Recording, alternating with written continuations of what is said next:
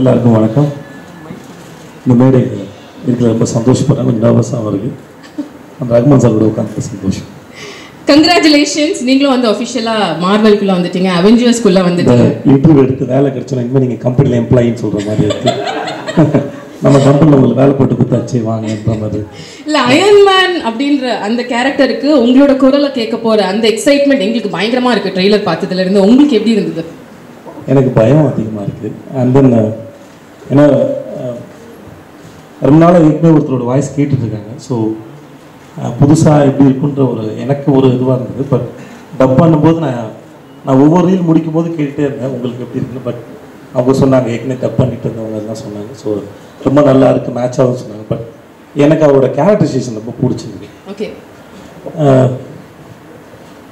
Tsunami அடிச்சாலும் அந்த சும்மா தான் இருப்பார் பொழுது. அவ்வளோ ஒரு மாதிரி ரொம்ப கேஷுவலாக டீல் பண்ணார் எல்லா பிரச்சனையும். சரி, ஒரு மாதிரி அந்த கேரக்டர் வந்து தன்னோட பிரச்சனைகளை ஹேண்டில் பண்ணுற விதம் வந்து ரொம்ப நல்லா இருக்கு. அதனால தான் அவர் பேர் அயன்மேன் நினைக்கிறேன். அப்படி நிற்கிறாப்புல. Okay, super.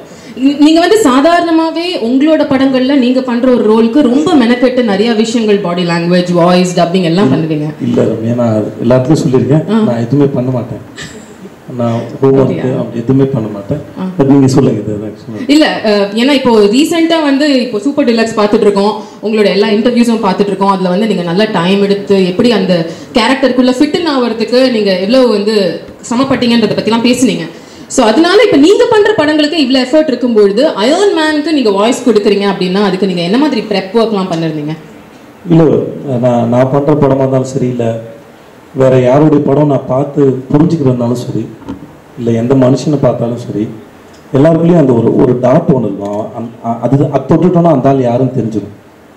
அது அவங்களோட பிஹேவியரோ, இல்லை பேசுகிற விதமோ, நிற்கிற விதமோ, இல்லை அவங்க அப்ரோச் பண்ணுற விதமோ, இது எல்லாத்துலேயும் அந்த ஆள் யாருன்னு. இப்போது நான் ஜென்ரல் நம்ம ஒரு பொருளை தொடும்போது நம்மளோட கைரேகை அதில் படிகிற மாதிரி ஒரு மனுஷனோட பழக்க வழக்கத்துலையும் பிஹேவியர் அவனோட குணம் எட்டி பார்த்து நான் நம்புகிறேன். நான் அதை வச்சு தான் ஒரு கேரக்டர் நான் ரீட் பண்ணுறேன். டைரக்டர் என்ன எழுதியிருக்காரு, எழுதுறதை வச்சு அவர் அந்த கதாபாத்திரம் என்னவா யோசிச்சிருக்கு, அதோட லைஃப் ஸ்டைல் என்ன, அவனோட தாட் ப்ராசஸ் என்னன்னு அதில் இருக்குதுன்னு நினைக்கிறேன். நீங்கள் பேசுகிறது உங்கள் வார்த்தையின் மூலமாக உங்கள் ஐடியாலஜி இருக்கிற மாதிரி, நான் பேசுகிற வார்த்தையின் மூலமாக என்னோட ஐடியாலஜி இருக்கிற மாதிரி கதாபாத்திரத்துக்கும் அப்படி தான் எழுதப்படுது நான் நம்புகிறேன். ஸோ அதை வச்சு தான் நான் ஒரு கேரக்டர் ஜட்ஜ் பண்ணுறேன். ஸோ எனக்கு அப்படி எழுதும்போது ஃபஸ்ட்டு ட்ரெய்லருக்கு பேச விட்டாங்க. அது கொஞ்சம் கஷ்டப்பட்டேன். ஏன்னா ஒரு மாதிரி தான் இருந்தது முதல்ல. அப்புறம் போக போக புரிய ஆரம்பிச்சது. அப்போ நான் ரொம்ப ரசிக்க ஆரம்பித்தேன். அந்த ஏன்னா எந்த சூழ்நிலையும் வந்து அது ஹேண்டில் பண்ணுற விதம் ரொம்ப நல்லா இருந்தது. லைஃப்பில் அப்படி இருந்தால் நல்லாயிருக்கும்னு தோணுச்சு.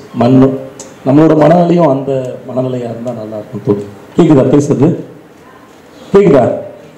ஓகே. இப்போ நீங்க நிறைய அயர்ன் மேன் அப்சர்வ் பண்ற மாதிரி தெரியுது இந்த டப்பிங் ப்ராசஸ்ல, அதனால கேட்கணும்னு தோணுது. உங்களுக்குள்ள நீங்க அயர்ன் மேன் பார்க்கும்போது இவர் நம்மள மாதிரி இருக்காரு, இல்லை நம்ம இவர மாதிரி இருக்கோமே, அப்படிப்பட்டதா கேரக்டரிஸ்டிக் ட்ரைட் தெரியுதா? இல்லை, அப்படி இல்லை. அப்படி இருந்துட மாட்டோமான்னு தோணுச்சு. அதுதான் சொன்னேன். எந்த பிரச்சனை வந்தாலுமே அதை ரொம்ப சாதாரணமாக வேற யாருக்கும் நடக்கிற மாதிரி எடுத்துக்கிறேன். ஏன்னா இன்னொருத்தங்க பிரச்சனை நம்ம ஈஸியாக போய் அட்வைஸ் பண்ணிவிடுவோம். நமக்கு வரும்போது ஆடி உட்காந்துருவோம் இல்லையா? பட் அந்த மாதிரி எனக்கு வர பிரச்சனை இன்னொருத்தர் வர பிரச்சனை மாதிரி பார்க்குற மனநிலை வந்தால் நல்லா இருக்கும்னு தோணுது. பிரச்சனையை தள்ளி வச்சு பார்க்குற மாதிரி. சூப்பர். ஸோ அயர்ன் மேன் அதை பண்ணுறாருன்னு நான் நினைக்கிறேன். ஸோ அவர் ரொம்ப கேஷுவலாக டீல் பண்ணுற விதத்தில் இருக்குன்னு நினைக்கிறேன். நான் எந்த இக்கட்டான சூழலையும் அவர்கிட்ட ஒரு ஐடியா வருது. ஓகே. அடுத்த கட்டத்தை மூவ் பண்ணுறதுக்கு ஒரு ஐடியா அவர்கிட்ட எவ்வளோ பெரிய சூழலாக இருந்தாலும் சரி, அது அவரோட குழந்தையாக இருந்தாலும் சரி, இல்லை பிரச்சனையாக இருந்தாலும் சரி, அவர் டீல் பண்ணுற விதத்தில் இருக்குன்னு நினைக்கிறேன். நைஸ். எங்கள் ப்ரெஸ்ஸுக்காக, நம்ம ப்ரெஸ்ஸுக்காக வந்து ஒரு சில கொஸ்டின்ஸ் நான் கொஞ்சம் இன்ட்ரெஸ்டிங்காக வச்சுருக்கேன். நீங்கள் ப்ளீஸ் எனக்காக சொல்லணும். இப்போ வந்து நீங்கள் அயர்ன் மேன் அப்படின்னு சொன்னால் தார் தான் வந்து எல்லா அவெஞ்சர்ஸோடைய அந்த காமன் எனிமி வில்லன். யார் தாரா ப்ளே பண்ணலாம்னு நினைக்கிறீங்க நம்ம காலிவுட்டில் இருக்கிற ஆட்கள்லேருந்து? தார் இல்லை, சாரி, தானோஸ். யாராவது பேர் சொன்னால் யாராவது கோச்சிக்கு போகிறாங்க. நானே டபுள் ஆக்ஷன் பண்ணிட்டு போகிறேன். ஏன்னா எனக்கு எவ்வளோ தூரம் வில்லன் பிடிக்குமோ அவ்வளோ தூரம் ஹீரோவும் பிடிக்கும். எனக்கு நம்பியாரையும் பிடிக்கும், எம்ஜிஆரையும் பிடிக்கும். Wow, very nice answer. Iron மேனுக்கு வந்து ஃப்ரைடே அப்படின்னு சொல்லிட்டு ஒரு வர்ச்சுவல் செக்ரட்டரி ஒருத்தங்க இருப்பாங்க. ஸோ நீங்கள் அயர்ன் மேனாக நடிச்சிங்க அப்படின்னு சொன்னால் அந்த செக்ரட்டரி கேரக்டருக்கு ஒரு பேர், நீங்கள் தமிழ் பேர் வைக்கணும்னா என்ன பேர் வைப்பீங்க? ரம்யா, காஸ்டியூம் அப்படிதான் இருக்காங்க.